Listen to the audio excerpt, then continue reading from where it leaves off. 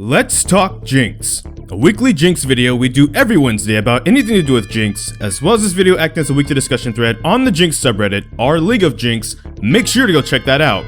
And for this video, we're gonna do something a little bit more for fun. URF has come back, and it's actually the old URF. You can pick your champion and actually just spam it URF, in which case, Jinx. We can actually just play Jinx if we want to play and spam Jinx on URF. It's pretty fun. One quick note, they did remove teleport and add the champion cannon from Nexus Blitz, which can kind of launch you across the map anyways, and arguably faster, so there you go.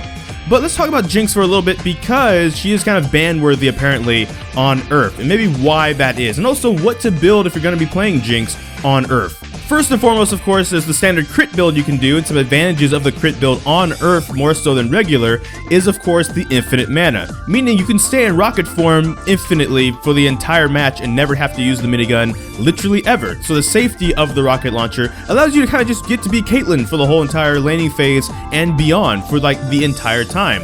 And however much front-loaded damage you have with like a static shiv or rapid fire cannon or whatever you go, there you go. You can stay with that safety for that much longer. Now you might want to use the minigun anyway, and you can, but like there's a lot of mana resources you won't have to think about with champions period, and with Jinx rockets, you know, not that 20 cost of mana on the rockets that you usually have to worry about, especially in the early game, you just don't. Now, one of the reasons Jinx could be getting banned is, if not the crit build, the lethality build, which is a bit more viable on URF than it is regularly. Regularly, it's on the fence of being like okay, but there's like clear weaknesses that don't outweigh building the standard regular crit Jinx. For one, a lot of your damage is on the W and the R.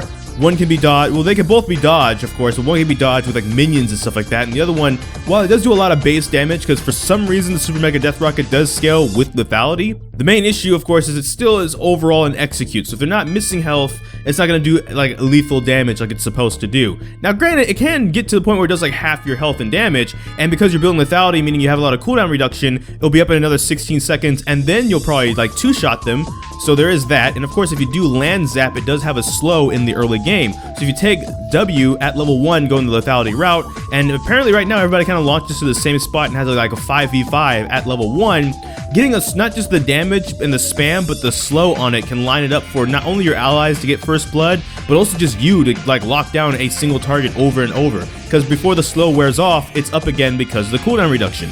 A third route you can go, which is a bit more spicy, but probably not why Jinx is getting banned, is the AP build. Now, most of the time people kind of laugh at it. It is insanely fun when it does work, but it's like you max the flame chompers, go like a full AP and just try and one-shot somebody while they're standing on it, and the burn damage, especially if you go like a damage over time build with the Andrew's Torment and stuff. It is kind of entertaining to watch people kind of burn to death because they stepped on the flame chompers, but that's basically all of your damage. It doesn't do anything for any of your other abilities. Like with lethality, the thing about it is your auto attacks won't crit and you don't have a lot of attack speed, but with lethality items, and depending on what you build afterwards, like if you build a Bloodthirster or some extra AD, you can get up into like a 400 damage range, and actually your ADs, like your attack damage, will still be kind of high, at least for your auto attacks too.